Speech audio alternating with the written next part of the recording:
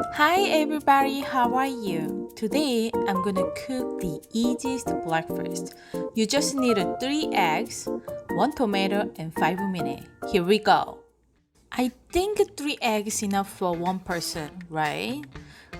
Chopped onion is optional, you can skip it. Cut tomato for one bite size.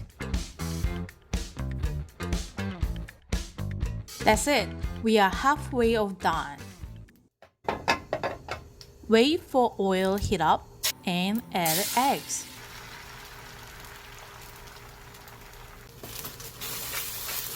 Let's make scrambled eggs.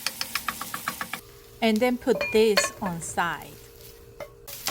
Heat up the pan again and add tomato. Make tomato exhausting. Once the tomato looks tender, add scrambled eggs. Yes, we are done. All flavors mix well.